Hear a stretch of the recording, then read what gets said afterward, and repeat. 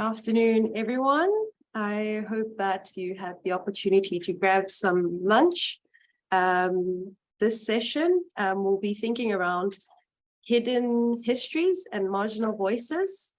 My name is Lesego Banteng, and I will be co-chairing this session with Guan Yu.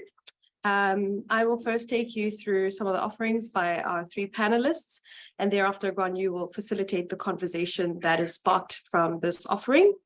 So we have one project that is online and two that are in person. So we will first begin with the one online. So this project online is by Laura Robinson and Pascal Taravugia.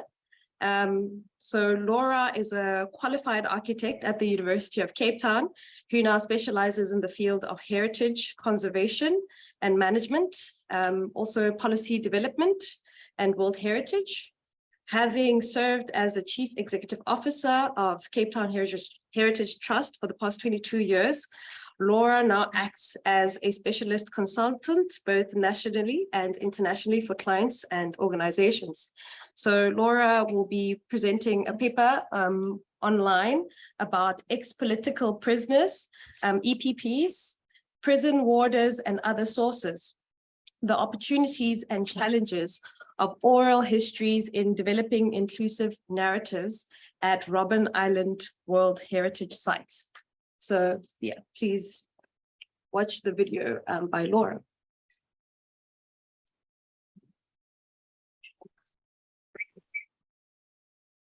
Good afternoon, dear colleagues. It's a great pleasure to present this paper on the Integrated Conservation Management Plan for Robben Island and the way in which we involved stakeholder participation across a broad range of activities. So I'll leap straight into it, given the time constraints.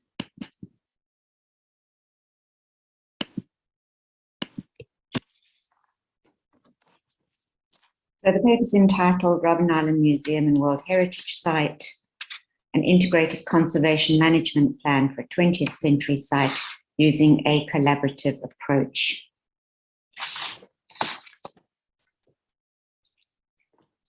The presentation will touch briefly upon the significance of Robben Island as a place of banishment, isolation, and finally the triumph of the human spirit over immense adversity, and briefly illustrate how the significance rises above the physical fabric of the place and is found in the oral histories of the ex-political prisoners and their keepers, who contribute to the understanding and experience of the special qualities that embody this site's significance, which can be said to be both tangible and intangible.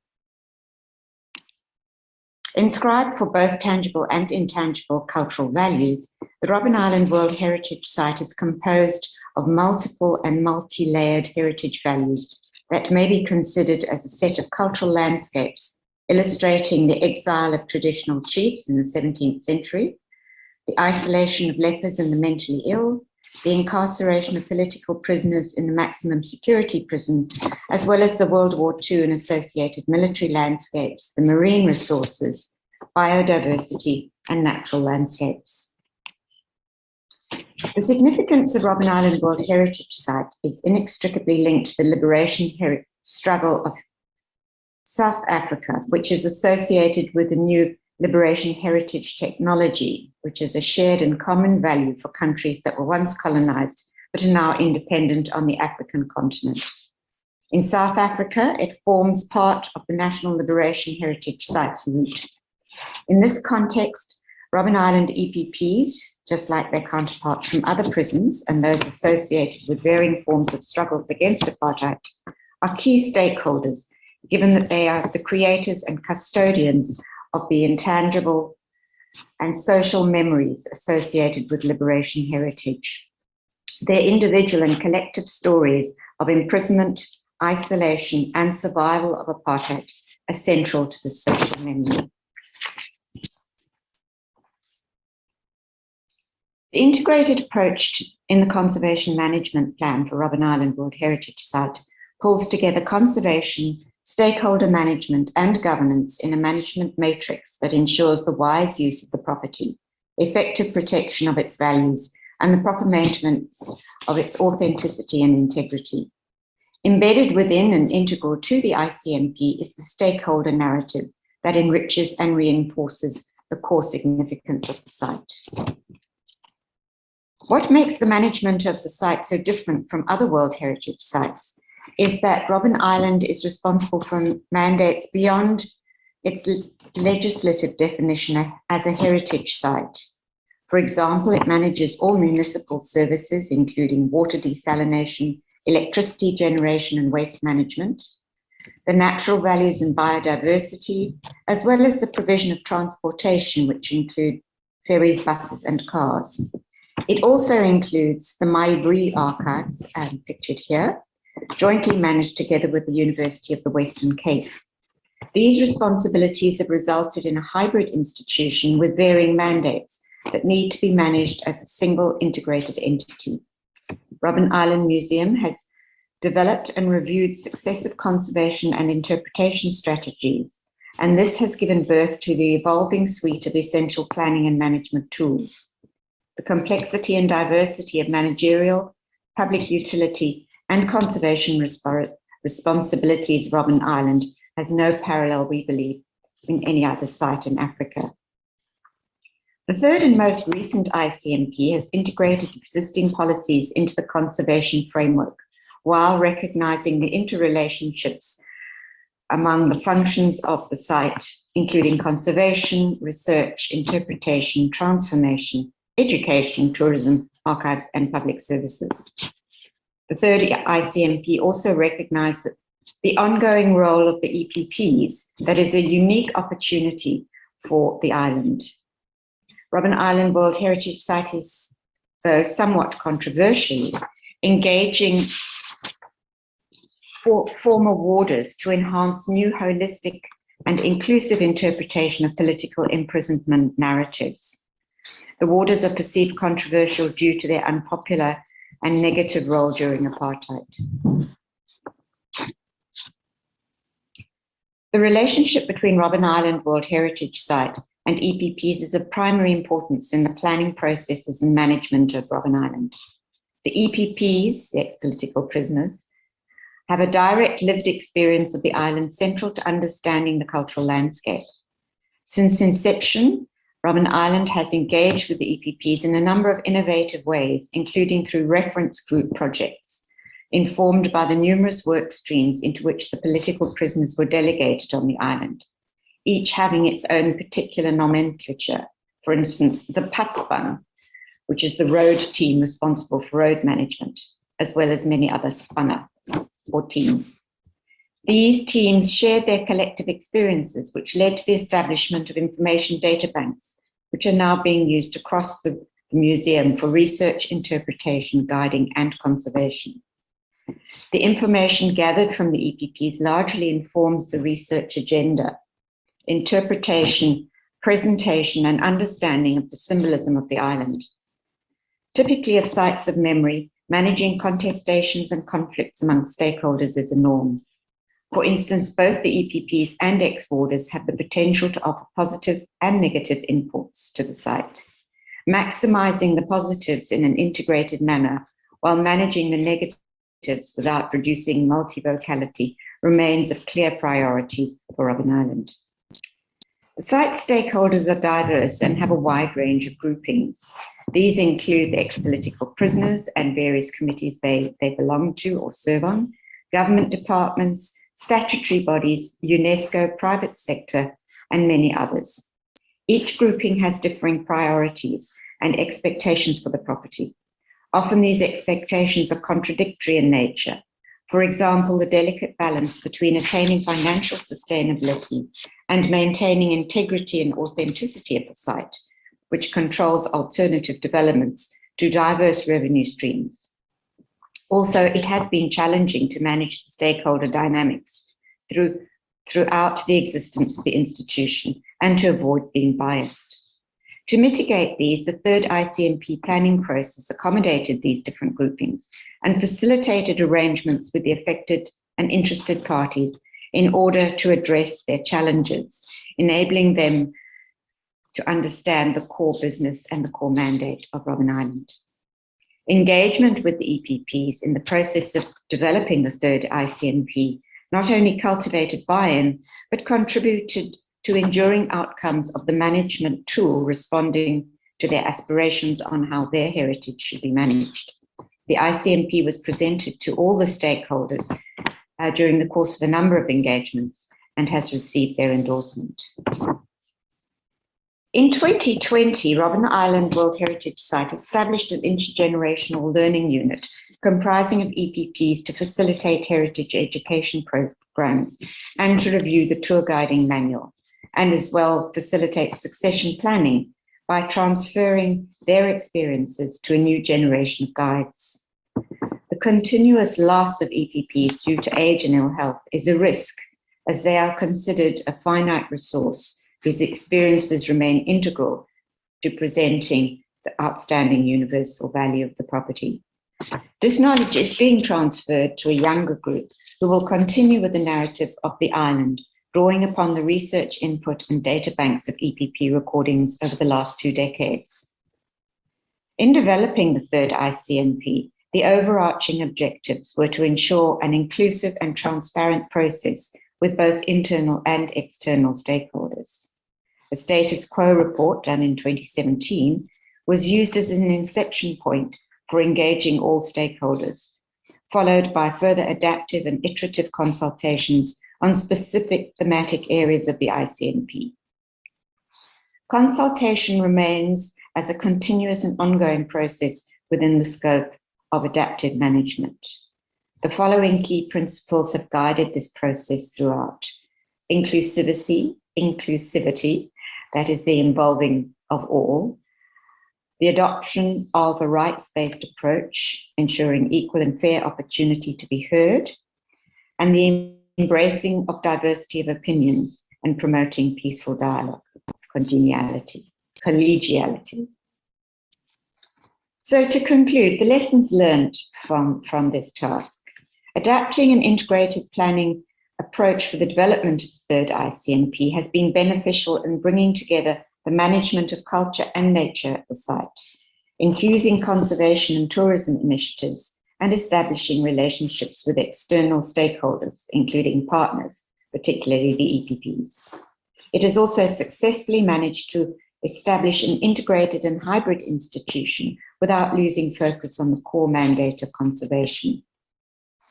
As a site of living memory, Robben Island World Heritage Site has the rare privilege of engaging and involving EPPs in implementing the ICNP.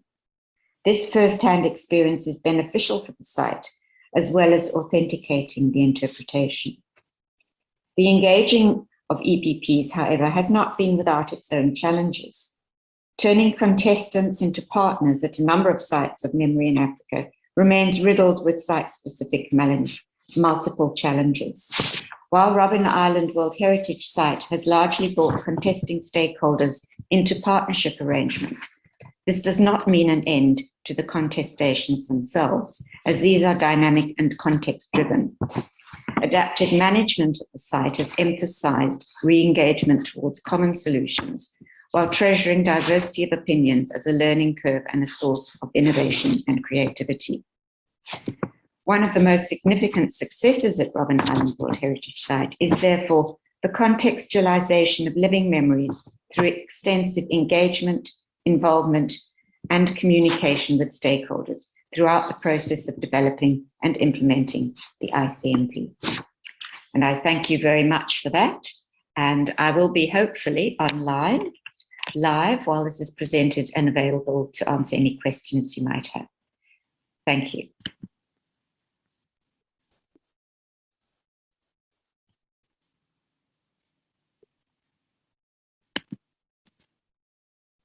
Thank you, Laura, for that presentation. I hope and wonder if you are still around, or if you're around to answer questions later. So I am actually from South Africa and I have been to Robben Island a few times. And it's quite interesting because it is home to like specific narratives of political leaders that we know in South Africa, quite big political leaders, but it's quite interesting to see Laura's work and this sort of inclusivity of all the other layers that can somewhat be lost in certain kind of narratives being formulated. So yeah, it is quite important work to have and discover some of the layers and other people that are involved in this, not only the ex-political prisoners, but also some of the wardens that were there as well. And so moving away from sort of this cultural heritage site of hidden histories, we're going to now move into a more intimate setting with work by Azada Zafarani. So Azada will be presenting listed interiors, modern homemaking in Tehran between 1920s and 2015. So I'll tell you a little bit more about Azada. So she holds a BA in architecture from the American University of Sharjah and an MA in urban design from the University of Toronto. She is the founder and director of a non-profit research platform for art and design called Platform 28 and a gallery for contemporary art in Anar, where her interest in spatial discourse meets artistic productions. She has practiced as an architect and urban designer and is currently a PhD candidate here at the Bartlett. Her research focuses on exploring domesticality through the medium of listed objects and in Iran, an exercise that enables her to bring to light some of the many ways in which homes are subject to planning from above. She currently teaches at the Bartlett. And so, yeah, please welcome Azada.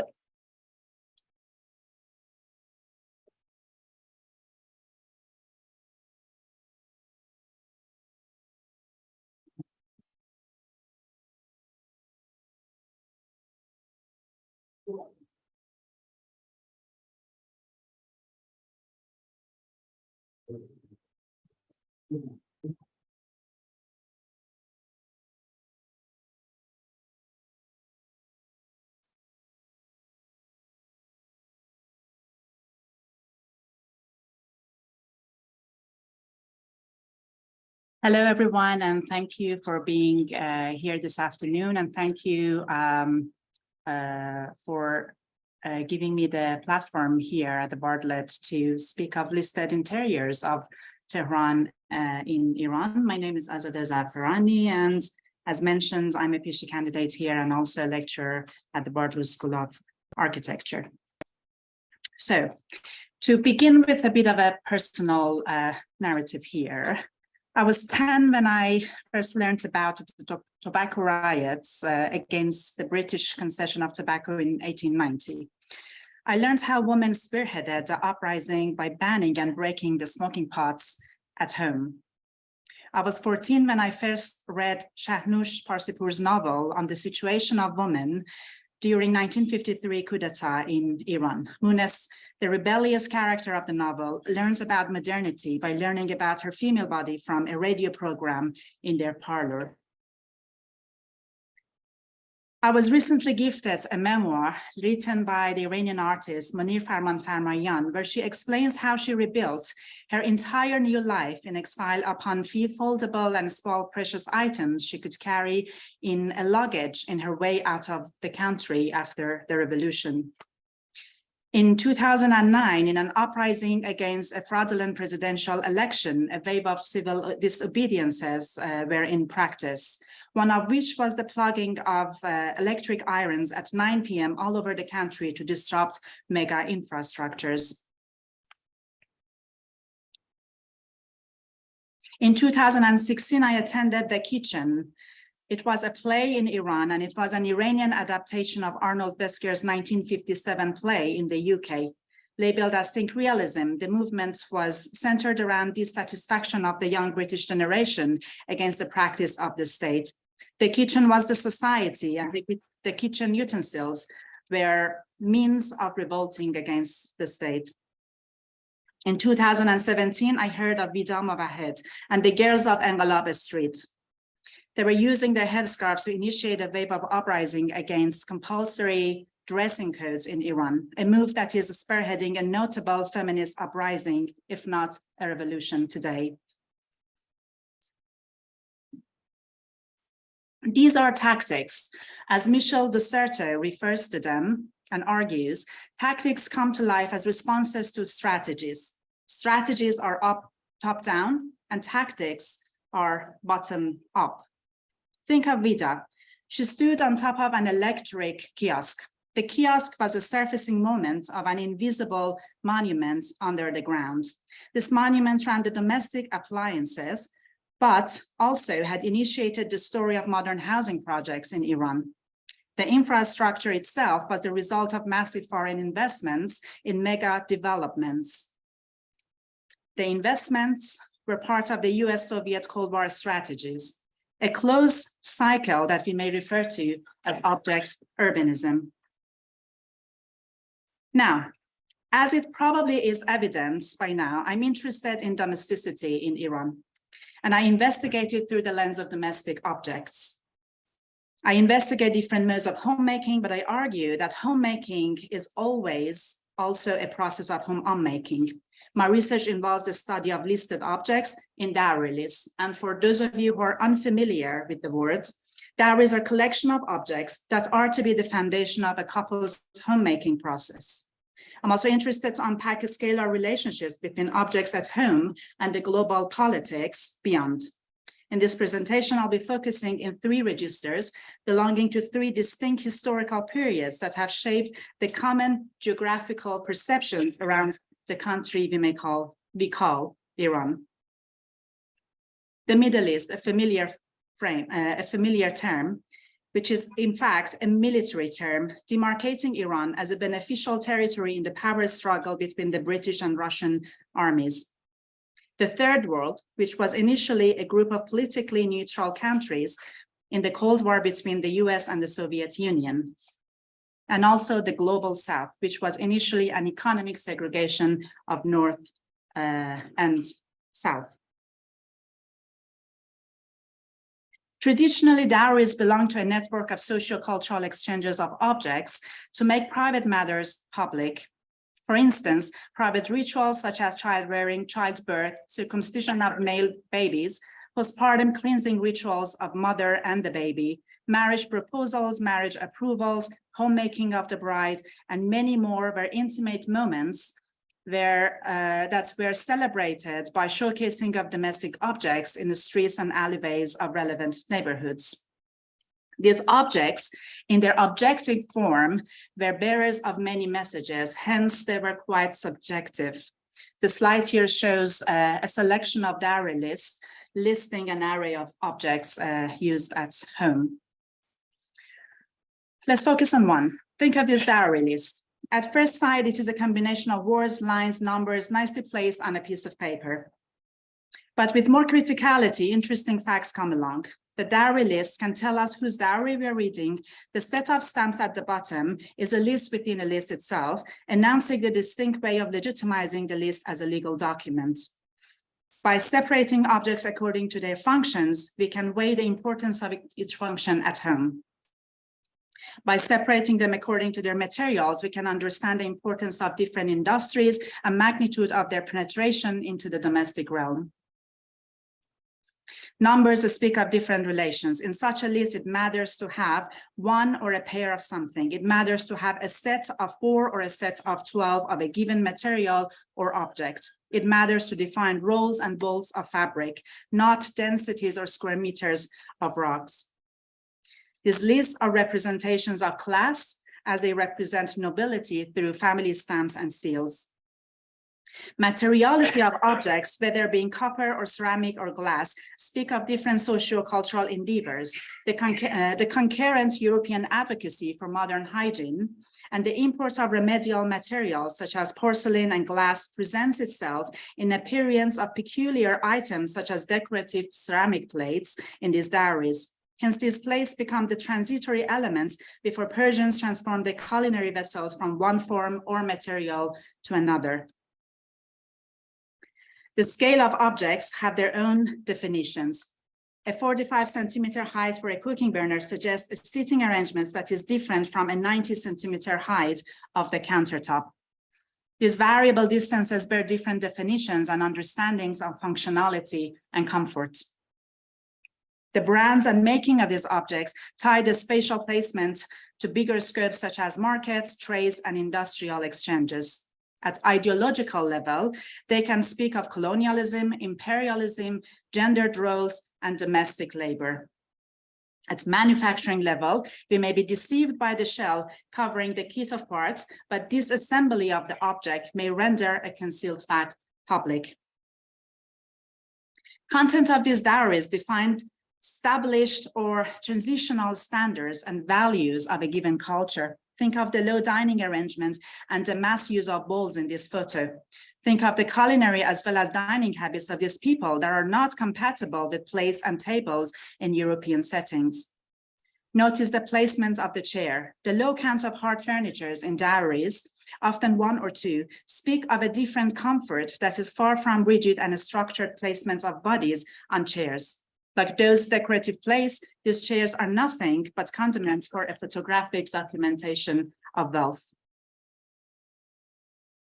The emphasis on certain qualities such as lidded glasses, lidded cups, and containers bring forward the history behind pandemics, and famines, and both local and international remedies to control the country, not through only territorial, but also quotidian rituals in favor of trade. The material succession unpacks the global reach of war and technology when we figure out plastic combs and buttons in these diaries are products of an industry built upon melted plastic windshields of collapsed American airplanes, American military airplanes during World War II on neutral Iranian soil. Now, my interest in domestic objects. It all started when I stumbled upon this Iranian architectural magazine from 1960s. On the right, we have the chief editor, Vartan Hovhanessian, trained under Le Corbusier, hence a sincere advocate of Siam modernist ideals in Iran. In the magazine, we have pages written by much younger architect, RPR Petrosian, trained in Tehran, but inclined towards Tintin ideals. The article, in a confronting way, questions the notion of standards while comparing the bodily measurements of Iranian bodies against Europeans. Universal standards, measured and calculated meticulously according to a defined body. But whose body?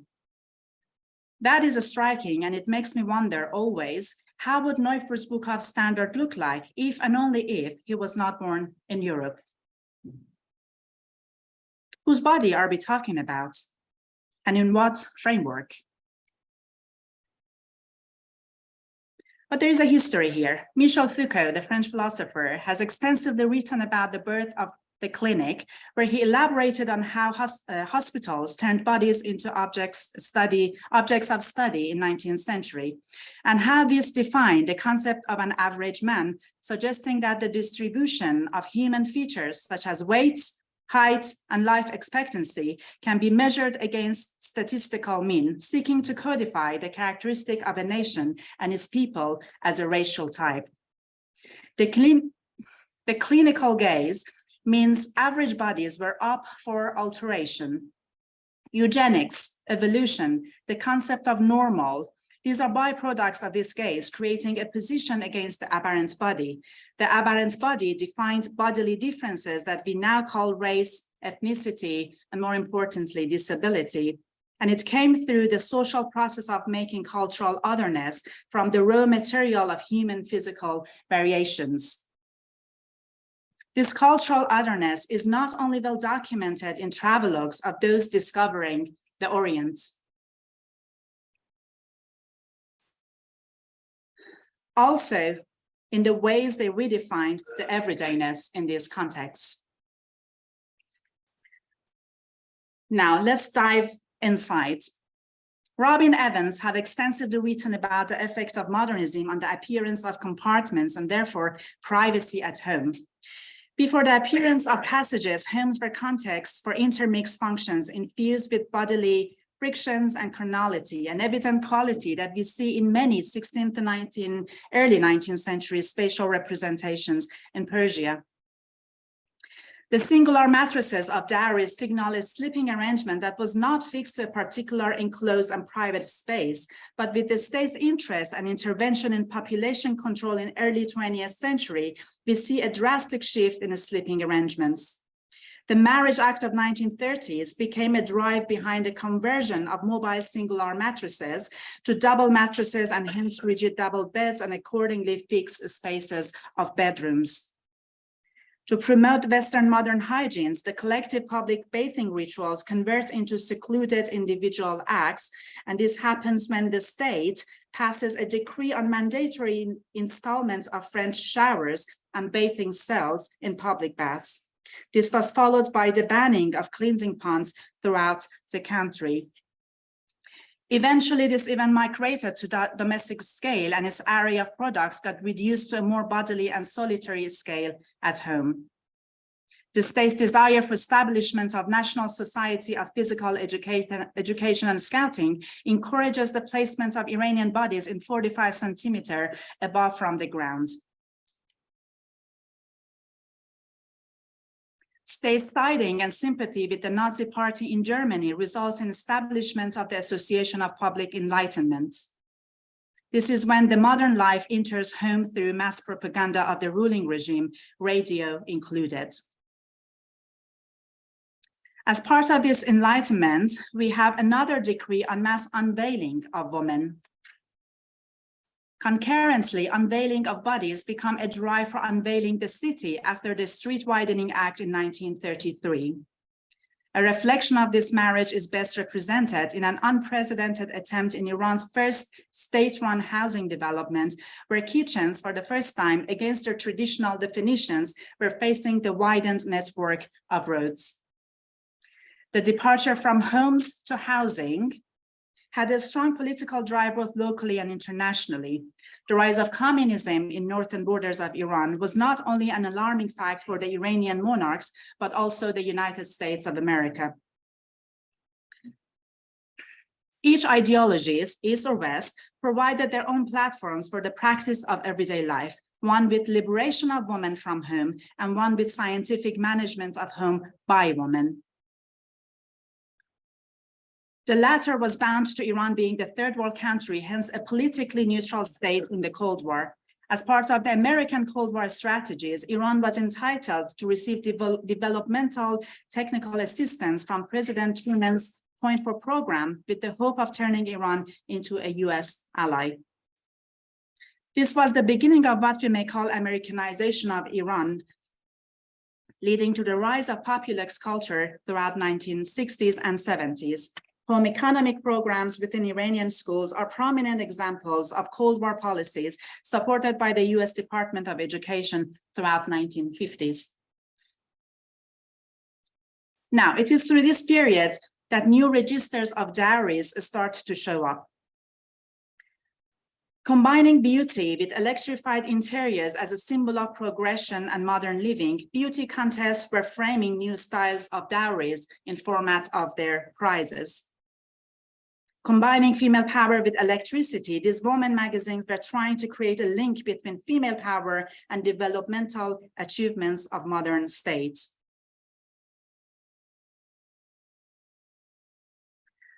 States' investments in affordable housing was coupled by American investments of not only the governmental sector, but also renowned firms such as Starrett Housing Corporation and individuals developers such as John Tishman and William Levitt. The latter responsible for American Levittowns, also known as American suburbs. In pages from New Frontiers, which was a US-funded magazine published in Iran, we see how American Levittowns are celebrated.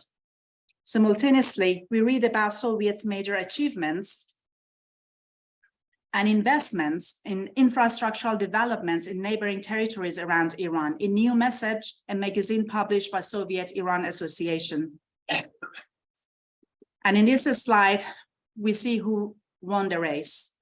We see the American vision landing in Tehran, creating the American suburbs, its garden homes, and its lush lawns in western territories of Tehran. This vision is the continuation of Levittowns and their fully equipped electric interiors by General Electric. It is noteworthy to know Levittowns of Tehran were funded by Pahlavi Foundation, which was a charity in hands of the monarch family and also a major shareholder of General Electric's. Imagine more than 20,000 units equipped with General Electric appliances that connects these developments to newly built mega hydroelectric dams as infrastructural scale.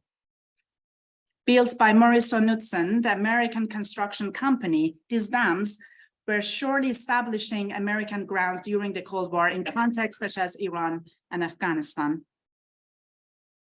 But these visions did not travel far. Toppled by the rise of a working class that on its own was a byproduct of the rapid modernization in Iran, the monarchy collapsed in hands of a rising ideology we may refer to as Islamic Marxism. It was a controversial ideology, and some believe it came along as a marriage among these three people's theories. Ali Shariati, an Iranian sociologist, and his quest for an Islamic utopia, Michel Foucault, the French philosopher with a postmodern take on power structures, and Frantz Fanon, the French West Indian psychiatrist who was interested in psychopathology of colonialism. Whether true or not, we believe the Cold War came to an end. The American-Soviet debates, the kitchen debate being a popular one, you can read about it on the slide, continue to develop into other political debates among US and Russia today. But in the midst of such developments, an ideology came to light. And it was born out of this duality in Iran. This new system had the interest of the oppressed population at heart. Its doctrines was centered around welfare and equal contribution of wealth among people.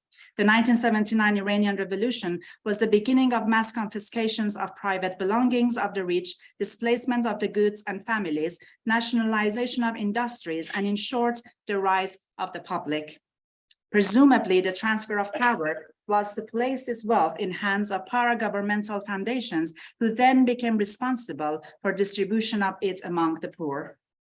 One way of doing this was through what I call mass dowries.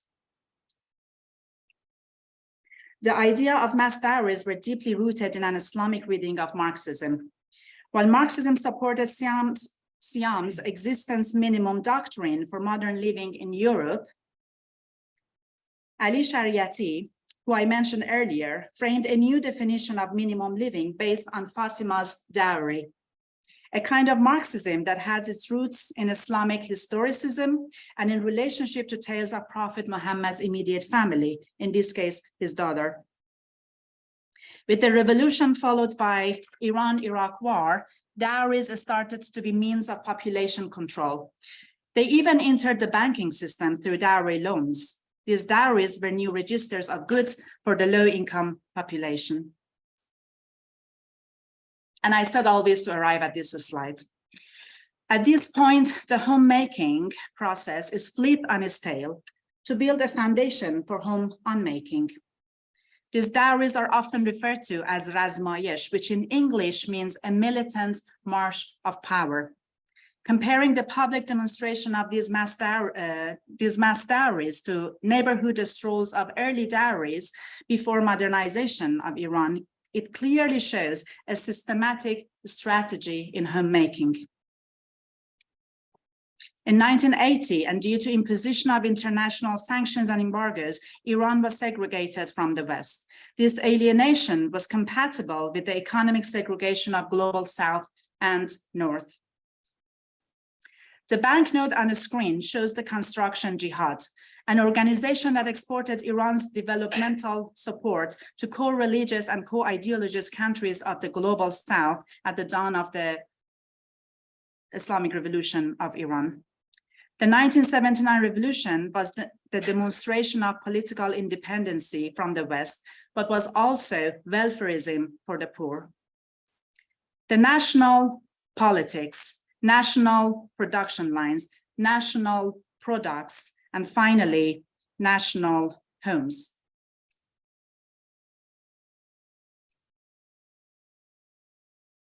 First came the objects in mass dowries for oppressed social class. Then came the architecture in mass housing for low-income people. Then came the export of nationalism as a developmental support for allied countries of the South. In my research, I have relied a lot on Bruno Latour's actor network theory.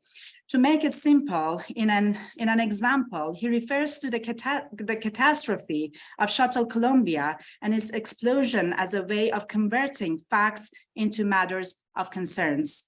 To study the failure of a monument through the rescued parts building it and inhabiting it. The objects of mass diaries are infused with political statements, nationalization of factories, confiscation of assembly lines, representation of a resisting economy under sanctions and embargoes, and et cetera, et cetera, et cetera.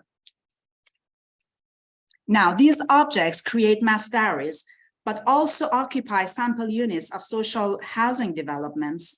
From a biopolitical angle, they strengthen the link between marriage, housing, and family making in favor of a larger co-ideologist population inside and beyond the borders. Following Latour's suggestion, I have taken one of these elements, one of the objects of these diaries, it shows in the image on the right, to explode it and see what happens inside. Now, the question is, how can the disassembly of these so-called locally produced objects unpack a multi-layered definition of a national product? How national is a national product if it's less than 40% national? What kind of nationalism construct the remaining 60% that is not national? How Eastern is the East and how Western is the West? In this concealed world of internationalism, where is the line between South and North? To wrap up and also to remind you, we are in this room to develop a critical understanding of hidden histories and marginalized voices. Tomorrow, when you wake up in the space of your bedroom, in your flat, in your residential complexes, in the craziness of the cities you live in, ask yourself, how can my domestic life, everyday ritual, and personal belongings can turn into tactics against the structure of power? You may find it entertaining to know that in some parts of the world, the simple, everyday act of brushing is fueling a revolution. Thank you.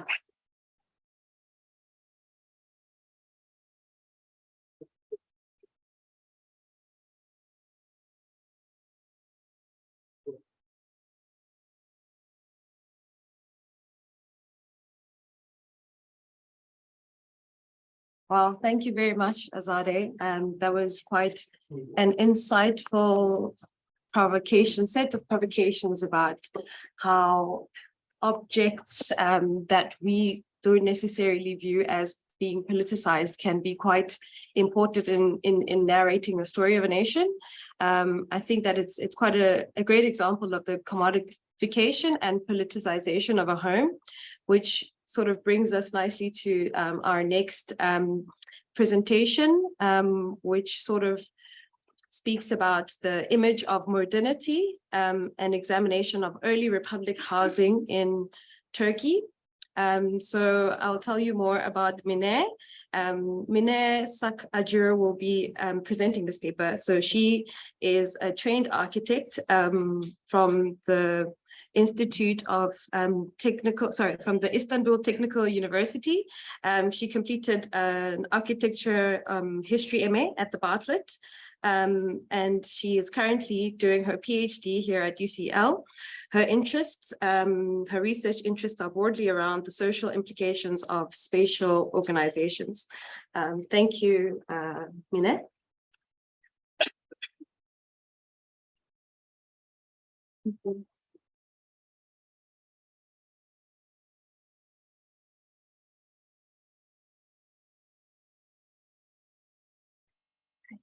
Thank you for the introduction and thank you all for being here. So my name is Mine and I'm going to present the modernization attempts within Turkey during early republic period with an emphasis on its impact on the architecture of housing. Turkish scholarship generally separates history as Ottoman Empire and Turkish Republic. It is always talked about the drastic changes in every aspect of life after the Republic, including architecture. How Turkish houses abandoned and a European-style new or modern architecture is embraced has been written a lot. I wondered if that is really the story, how a centuries-long tradition and living style can change overnight. How can people be so ready to leave their living habits and embrace a completely new way of living immediately? So of course, it didn't happen overnight because of two reasons. First, the establishment of Republic wasn't the starting point of Europeanization project. Attempts for development, as they call it, started in the 18th century Ottoman Empire. And secondly, Republic didn't change much immediately. And the second point is what I'm going to present today. But first of all, I want to talk about what happened between the transition from Ottoman Empire to Turkish Republic. The modernization process began in Ottoman Empire, but continued more vigorously after the Republic because there were stronger ideological and legal grounds for the process. Many reforms have been made from the Republic's establishment until Atatürk's death. Atatürk is the founder of the Turkish Republic, by the way. They were regarded as the most important aspects of Turkey's modernity experience. Apart from the organizational changes in state administration, reforms permeated into many aspects of people's everyday lives and habits. Compulsory education for girls and boys, using a hat instead of the fez, overruling the Islamic Sharia rule, changing the regulations of marriage, divorce, and many more. The Minister of Justice of the time stated that after the new civil code, Turkey would close the doors on an old civilization and will enter into a contemporary civilization. These reforms were attempts to modernize Turkish institutions as well as family and personal lives for creating a modern secular state. Modernization and progress were mentally linked to Europeanization. Since the standard was Europe, the level of development of the country was determined in regard to Europe.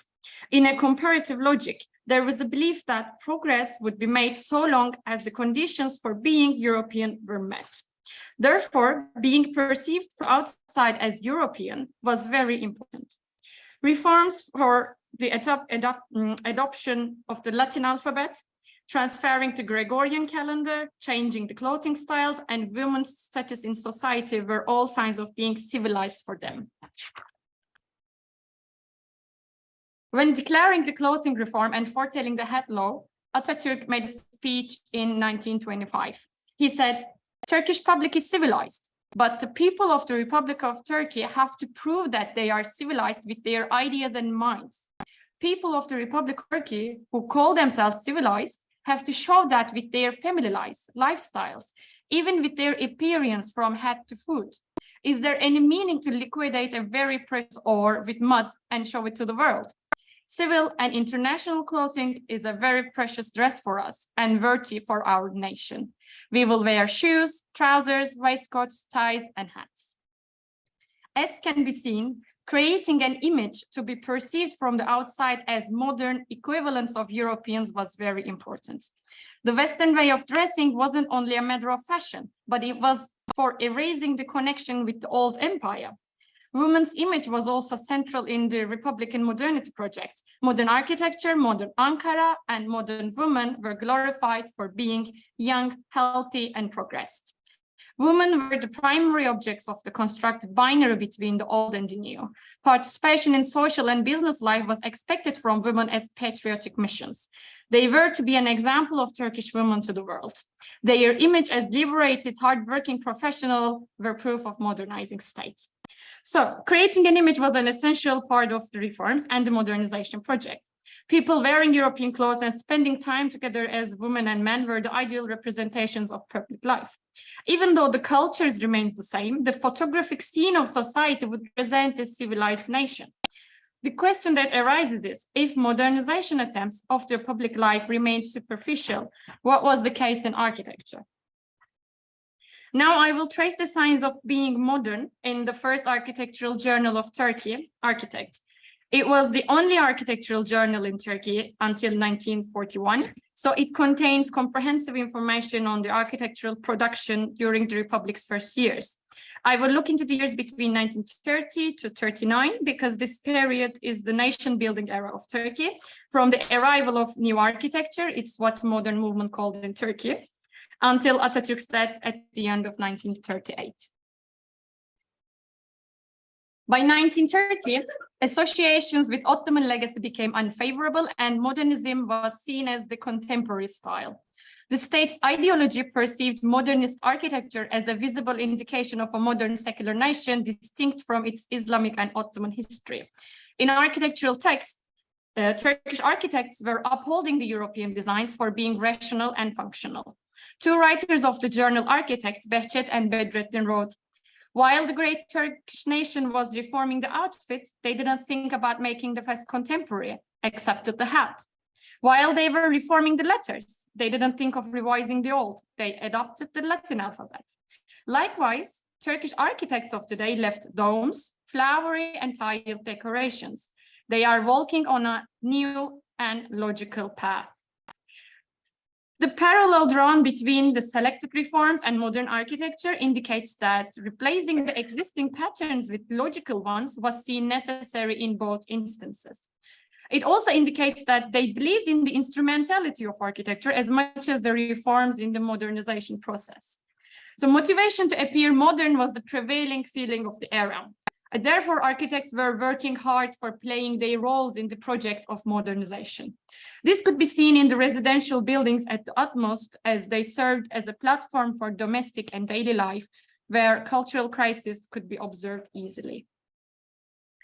The new modern family needed to be placed in a new home that is designed with the needs of the modern people in mind, they were thinking. Although the image of the imaginary modern family had been under discussion since the 19th century, women's symbolic importance in the new republic made family-related issues an integral part of national agenda. Thus, houses which are the spatial equivalents of family discussions were stages to perform the modern living and to raise a new generation. Desired modern domestic life couldn't exist in Ottoman mansions anymore. So traditional Turkish houses were distinct in two aspects: segregation by gender and a space called sofa. Gender segregation created two parts in one house, harem and selamlık. Harem is the place for backstage dwelling, eating, cooking, and sleeping. It is the private area. The management of domestic life was conducted in harem by the women of the family. On the other hand, selamlık part is the public area of the house. Men spent their time in selamlık and entertained their guests. Male guests entered the house through selamlık and they were unable to observe the rest of the house. There was usually only one or two doors between harem and selamlık, and that's only for family members to move between. Another important element of traditional housing is sofa. Sofa is a space for gathering and distribution. Generally, all other rooms in the house opens to sofa, and it's in the middle of the house. There isn't a corridor system. Sofa was where family came together, ate meals, spent most of their days. It is like a living room, and it's an element of communal living. So to sum up that part, public and private segregation and the use of sofa are two elements that were unique to traditional housing and reminders of the past. They represented the secrecy of domestic lives and the oppression of women. But the modern woman of Turkish Republic would be different from Ottoman women hiding behind closed doors. So during the early years, engaging women into public life also meant increasing the presence of women in the public areas of the home itself. And the general idea of the modernists towards traditional houses can be seen here in one sentence. Our large wooden houses with spacious sofas are no longer appropriate. Moving from mansions to modern houses and apartments should have meant the abandonment of these living habits and internal organizations, right? We should think that. But however, in most of the modern residential buildings, these patterns have been repeated. Although the new houses were promoted as the new architecture from the outside, the internal planning tells a different story. Architect Journal published 188 residential projects designed by Turkish architects between the years 1931 and 39. In total, 61% of the published residential projects included a space functioning or were labeled as SOFA. And public-private segregation can be seen in many of them.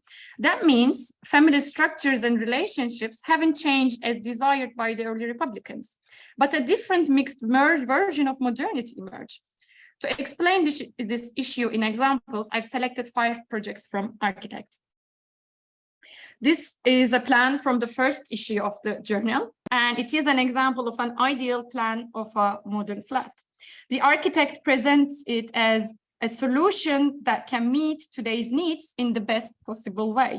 He assigns the entering space here as guest room and hall, and says, we accept the guests in the hall as soon as they enter the house. It is not right for them to wander in the house or see our corridors. We put a screen next to the entrance, and here we can see the screen here.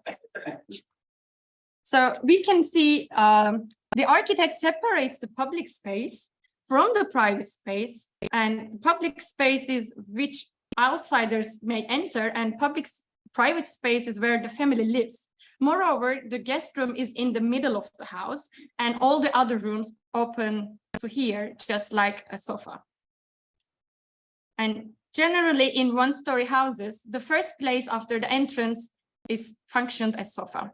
This plan shows an example of central planning, putting sofa in the middle and organizing the rooms around it. An architect himself wrote sofa on the plan. He planned that intentionally.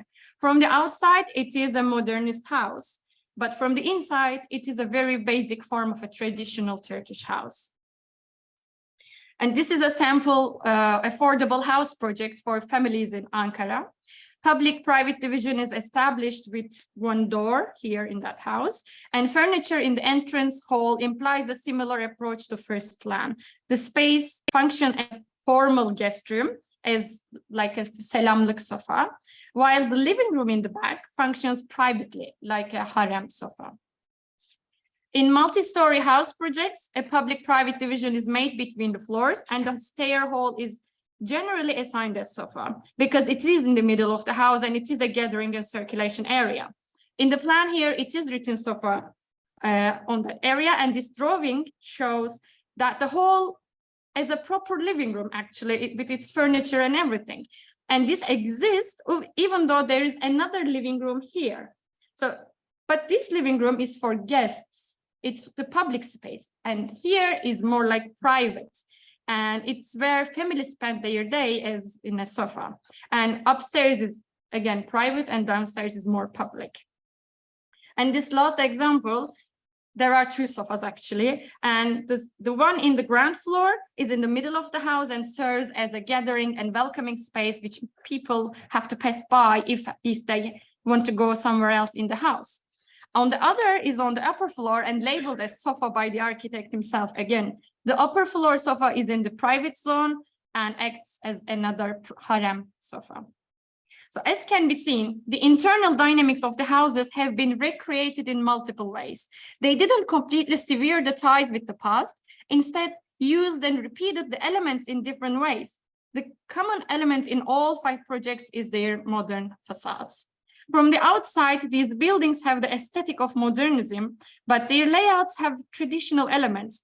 Free plans, flowing spaces, or light structures that we commonly see in modern movement are absent in nearly all of the 188 projects in the journal, including the ones that do not adopt gender segregation or sofa. Geometric lines and ornament-free facades appear modern, but spaces where people actually live do not perform significantly different from a traditional Turkish house. So to sum up, I argue that the reforms affecting social life were constructed to act as tools for changing people's appearance, for portraying an image of being new or modern. A person who wears European clothes, writes in Latin script, counts months according to Gregorian calendar, attends gatherings regardless of gender, and lives in a modern house would meet the modernity requirements. But behind that image, the persistence of the cultural and social life was hidden. The ideals that modern facades with geometric and rational proportions represented haven't been reflected in the internal design. It shows that copying and pasting modernity isn't possible since the sociological and cultural constructions couldn't be pushed aside. The outputs inevitably become hybrid and unique to time and location. Whatever the intentions were, modernity in Turkey wasn't endorsed or refused directly. Rather, it blended with social patterns and existing structures and formed into a unique entity. And the value of modern residentials in early Republic Turkey doesn't come from their similarities to European modernists in formal language, but rather from a transcultural understanding that acknowledges diverse expressions of modernity. Thank you.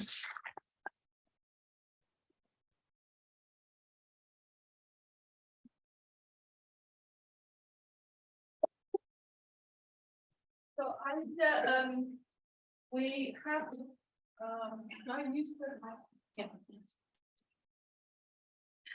so we have this room until 3 o'clock.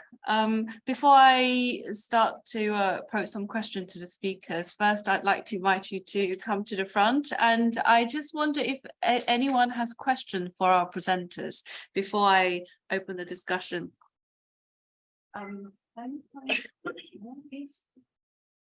Where is the...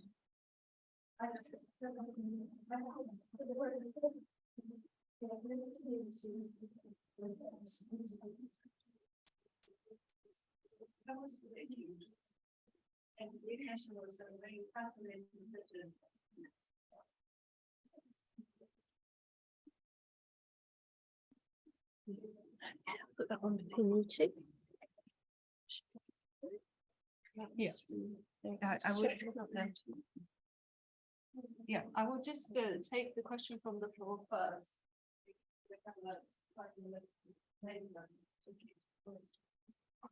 It doesn't. Is it working? Yes, Okay. Thank you for your fantastic presentation. I really like it. What of you use sources, a magazine, architects for Iran and Turkey? I wonder, why do you think these two different nations use this name for the magazine instead of the word that they have in their own culture about the architect? Why they try to use a foreign word, completely foreign word, instead of the word that they have in their culture? And in both culture, this magazine is the first published magazine about the architecture. Yeah. Thank you. Would you like to go first or should I? Well, I think it's what Mina was talking. Exactly. It's part of the facade. Exactly. This is my immediate response and understanding that as the magazine was the promoter of all these amazing endeavors happening beyond the borders of Iran, but also have an eye on things happening inside. The name would have been, I assume, calling it architect, would have sent and conveyed the message more clearly as compared to calling it Memar at the time. But as we move forward, as we see other movements kind of rising against the initial idea of this rapid modernization, we see the transformation of the names of magazines throughout history. I'm sure you're familiar with many of them. One of the most prominent ones after the revolution is called Memar today. Actually, the architect magazine in Turkey was first called Mimar, the Turkish or Farsi, probably. Arabic. Maybe, okay, the letter, but we use it currently. So it was Mimar at the beginning. Then after the second year, I believe, after 1932 or 3 maybe, they changed the name to architect. So as Azadeh said, it is part of the facade. It is for conveying a more Western image to outside. It's, yeah, we can also see it on the magazines or journals name. It's a very good point, actually. And we should not forget, I mean, it's really interesting that our lectures are kind of presented one after each other.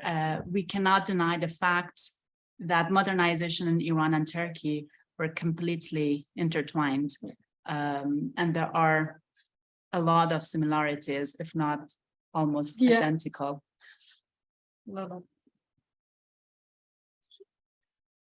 I have a burning question now after Azada's comment, so I'll come, sorry for running around, I'm going to park it on the seat, so.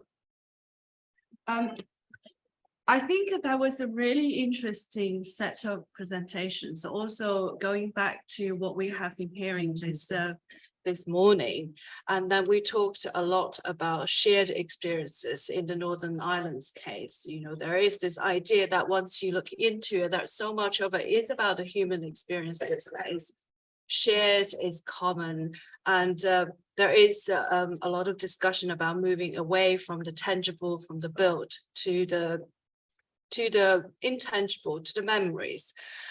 So coming from Laura's presentation, which is, I think, is a really interesting case within the system of a heritage listing, that how we ascribe value to a site. So she showed very strongly how this, you know, the human spirit against the physical fabric, that how that can be tried to be managed on the site of the prism.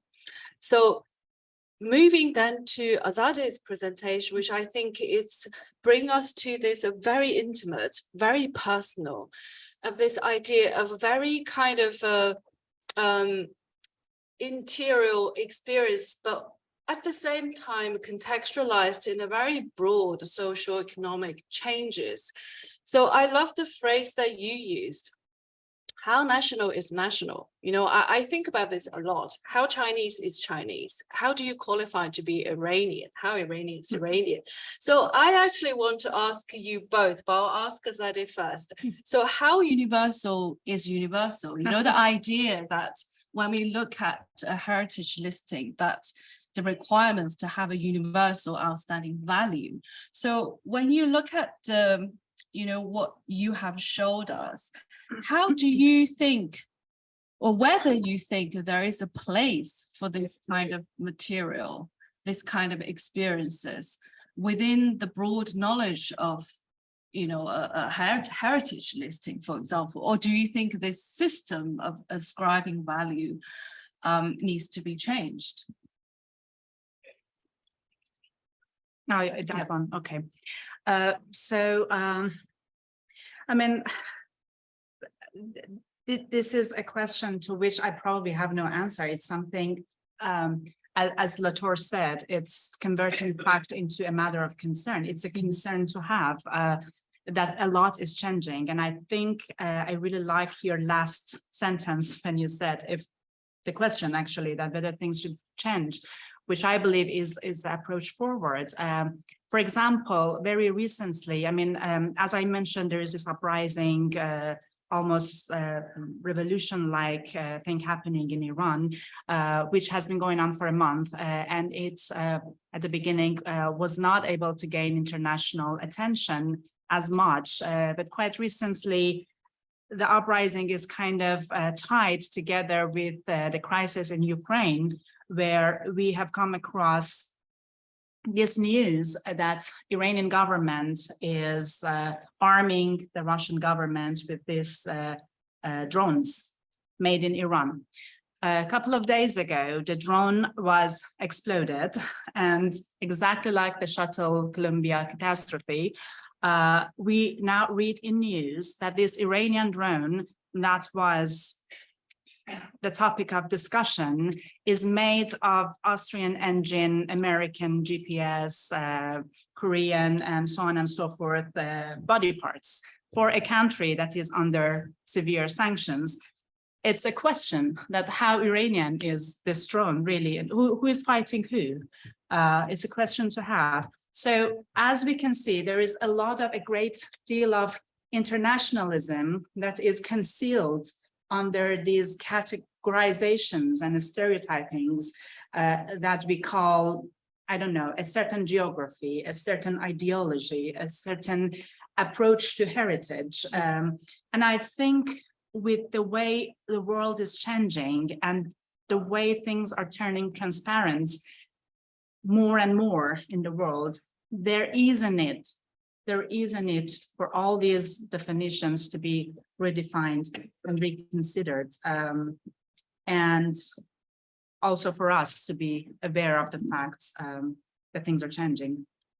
I think it's a really, I think it's a question that becoming more and more frequent and become more and more apparent that when we in this, architecture school, how we consider concepts like architecture, concepts like heritage, whether they are very static and they are kind of definable phrases, or they have very singular authorship. But you have both showed us, it's inevitable. It's not possible to define certain things in such a clear boundary. So I want to also go to Minette, and I really love that how in contrast to Azade's work, you have this really nice phrase that it's reforming the outfit. So it's kind of if Azade is looking at what's containing inside, you're really showing us this appearance, how also women become part of this project of making this appearance. So I think my question is the same essentially, but maybe it's more specific in terms of this discourse of modern heritage. We talk about what is this authentic modernism architecture, and you've showed us very clearly there isn't such thing. In that case is the whole idea of a spatial construct almost to disintegrate, because if you don't look at the space face on in a facade, it almost means nothing as a modernist architecture. So I have a same question to you, that how do you think this will find a place, whether it is a question of you finding a place, or is changing the whole discourse of this discussion about what modernism is when it comes to architecture? That is a very hard question. Yeah, I'm not sure if I have the exact answer, but yeah. No, I mean, I just thinking back the previous question, I think it was very interesting, the gentleman asked why these words are the same. We're allying to this canonical narrative of what a modernism architecture is. We're allied to that, each of us. So that's the whole discussion about the center and the periphery, now has come to this place that we are talking about it. So yes. Yeah.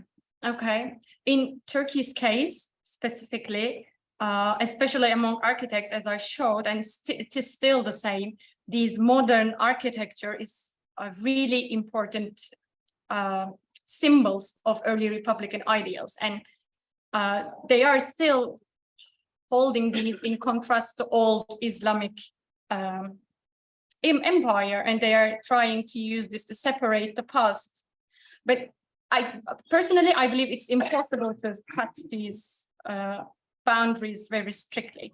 But in modern heritage terms, it is important in Turkey, but because it is important, not because they are unique or hybrid, it is important because they look like, they look similar to what's the canon is.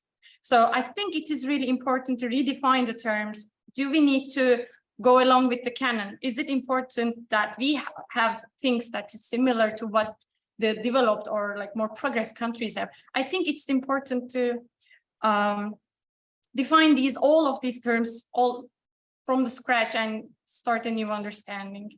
I don't know if I'm not answering your question directly, but I'm just thinking it as you asked. In modern heritage, when we think about modern heritage, we're not preserving it because it looks like something. We are preserving it because it is the evidence what we had in that time, in that particular time, and in that particular space, and because it represents its own time. And I think conservation or preservation or whatever is really about that. It's not about its appearance or who designed it or nothing. It's more about how we can see the social constructions or the organization of the era by looking at that artifact. I think can I just add quickly something? It's also important because I mean, modernism is not just one thing in one specific point in time. It has been an evolving thing in all contexts. And it's also important from a certain perspective that despite the fact that we think it's purely a top-down structure, because it's been preserved and because there has been this urge to preserve it as a heritage, modern heritage, we can study it now with greater criticality and see the voices of the local people also embedded within it. And it's also quite striking to go through many of these projects later on and see that there is a great level of adaptation that has also happened. So from that perspective, I think, again, how European is the modern architecture and how local it is. Again, there is this narrative there. Yeah, I think what Manu said now, sorry, Mike, quickly, I found what Manu said, it was really interesting that she makes a point that we're not preserving it because it looked like yours. We're preserving it because it has something to do with our experience. Yeah. So this is that I think that the field is much more open now. Now we come to accept the fact that the modernism, whether you discuss that as an architectural term or you define that as an experience, is multiple, is plural, and it is to do with your locality and at the same time global. But there is no unified term of that. Mike.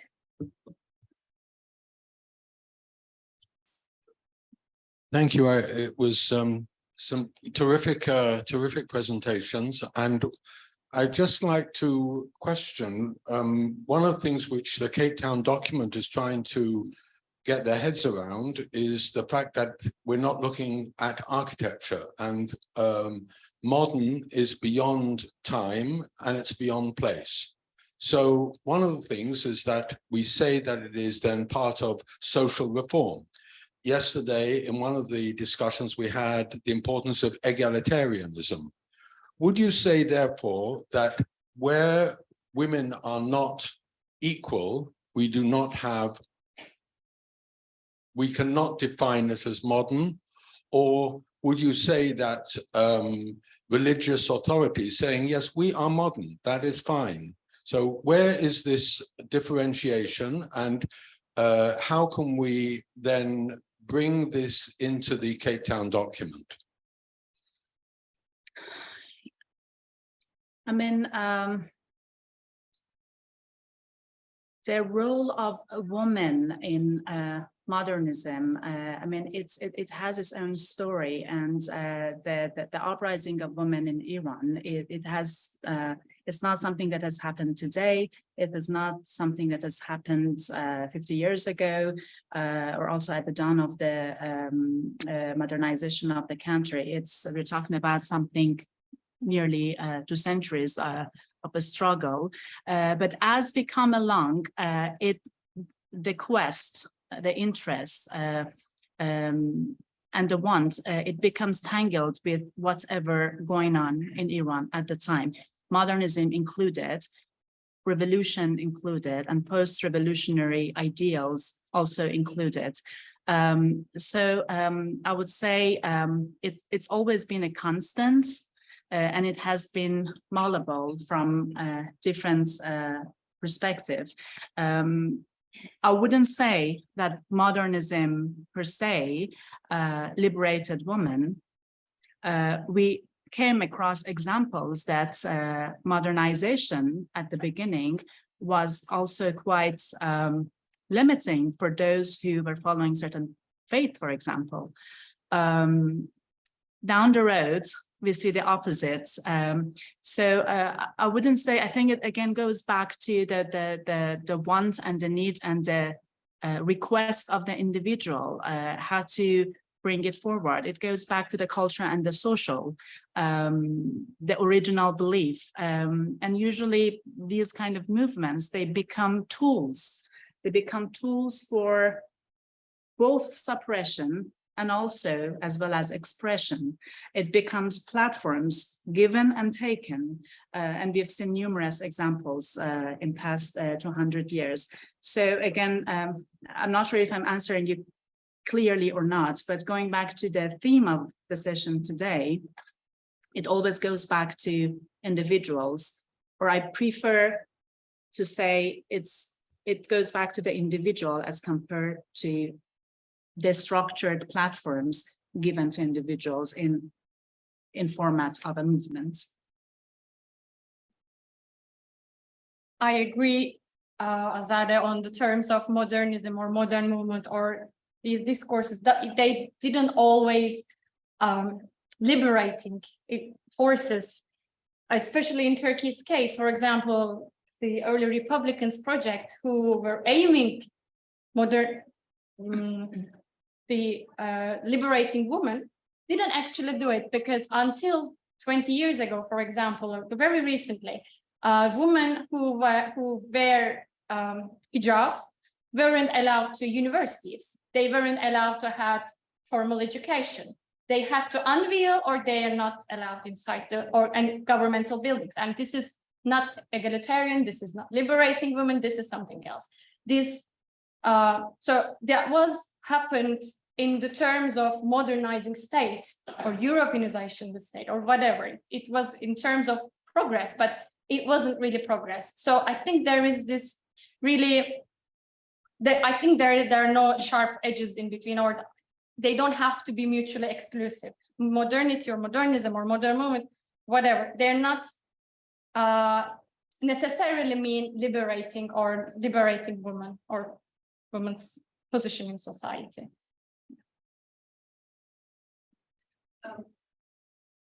I'm going to stand here, actually. I would argue that the idea of a liberating woman as a sign of modernity is perhaps part of the Western modernity agenda.